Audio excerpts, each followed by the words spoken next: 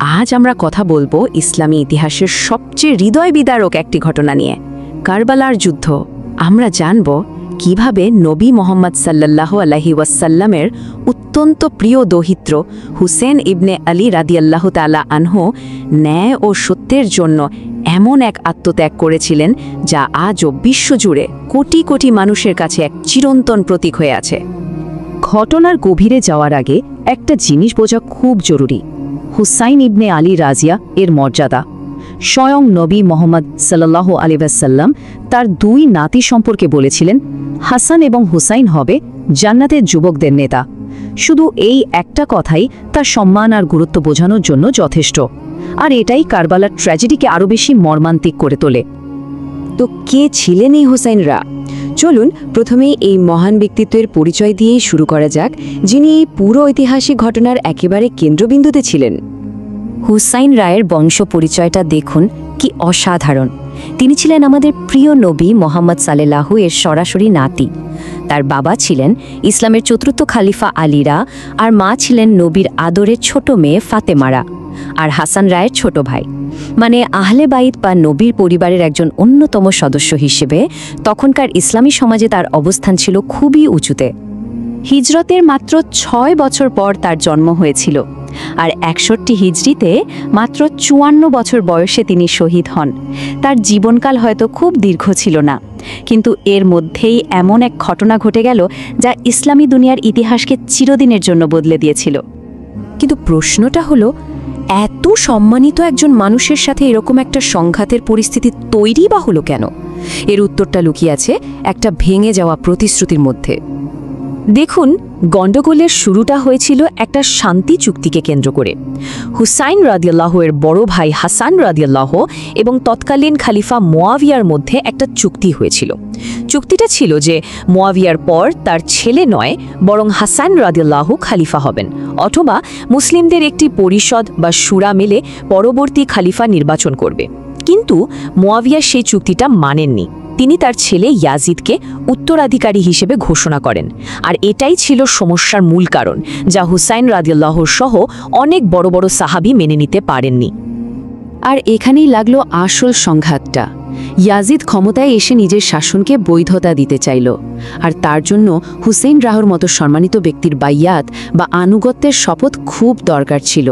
কিন্তু হুসেইন রাহ এমন একজনকে খলিফা হিসাবে মেনে নিতে সাফ অস্বীকার করেন, যার মনোনয়নটাই ছিল চুক্তির খেলাফ।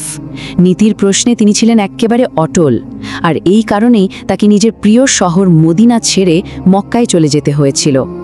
তিনি মক্কায় আশ্রয় নিলেন ঠিকই, কিন্তু ঝামেলা তার পিছু ছাড়ল না।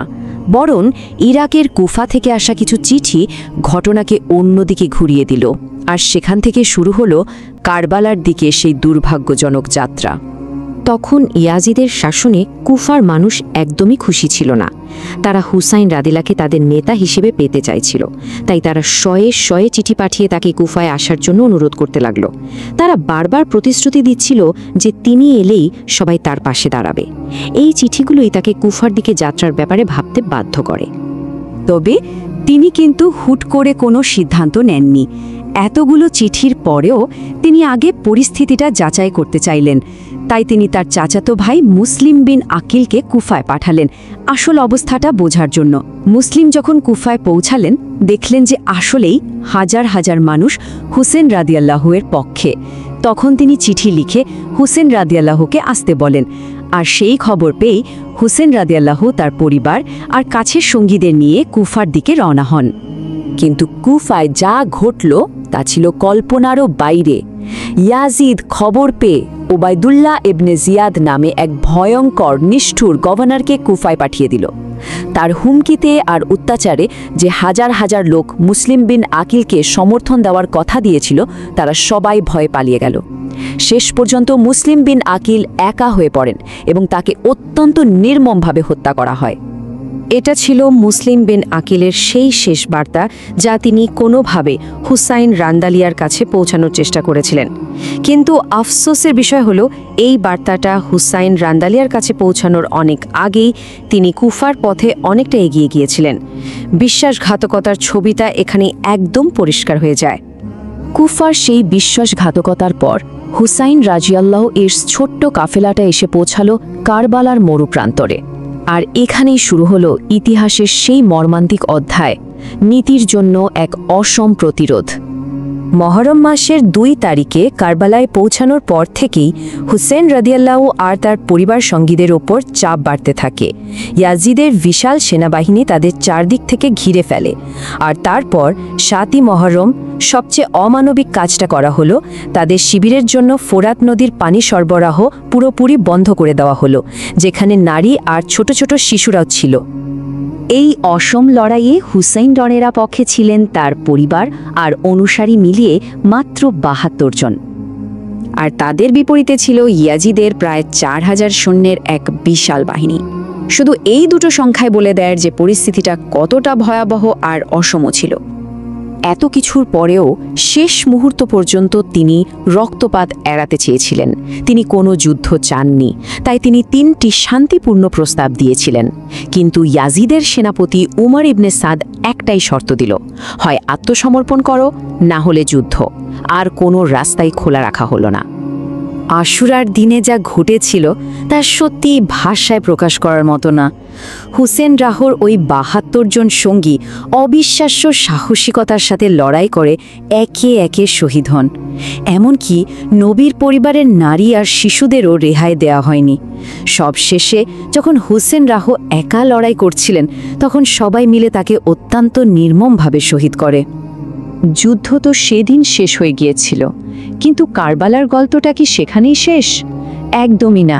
সেই আত্মত্যাগের প্রতিধ্বনি আজও কোটি কোটি মানুষের হৃদয়ে বেঁচে আছে। যুদ্ধের পর স্থানীয় বনু আসাদ গোত্রের লোকেরা শহীদদের মৃতদেহগুলো দাফন করে, কিন্তু হুসাইন রাদিয়াল্লাহু এর পবিত্র মস্তক তার দেহ থেকে আলাদা করে কুফার গভর্নর ইবনে জিয়াদের কাছে নিয়ে যাওয়া হয়। এটা ছিল চরম অসম্মানের এক নিদর্শন।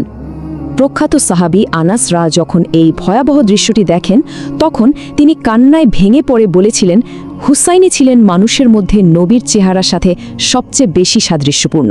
একটু ভেবে দেখুন, একজন সাহাবী যিনি নবীজিকে দেখেছেন, তিনি যখন এই কথাটা বলছেন, তখন এর গভীরতাটা আসলে কতটা। তাহলে এই পুরো ঘটনার মূল বার্তাটা কি? হুসাইনরা কোনো দুনিয়াবি ক্ষমতা বা পদের জন্য লড়াই করেননি। তার এই সংগ্রাম ছিল নীতির জন্য, সত্যের জন্য। তিনি অন্যায়ের কাছে, এক অবৈধ শাসকের কাছে মাথা নত করার চেয়ে শাহাদাতকে বেছে নিয়েছিলেন। কারবালার ঘটনা একদিকে যেমন এক বিরাট ট্র্যাজেডি, অন্যদিকে এটা সাহস, আত্মত্যাগ আর নীতির পথে অবিচল থাকার এক বিশাল অনুপ্রেরণা। আর এখানেই আমাদের সবার জন্য একটা প্রশ্ন থেকে যায়, কিভাবে এমন এক বিয়োগান্তক ঘটনা প্রজন্মের পর প্রজন্ম ধরে মানুষকে অন্যায়ের বিরুদ্ধে আর সত্যের পথে চলার জন্য অনুপ্রাণিত করে চলেছে?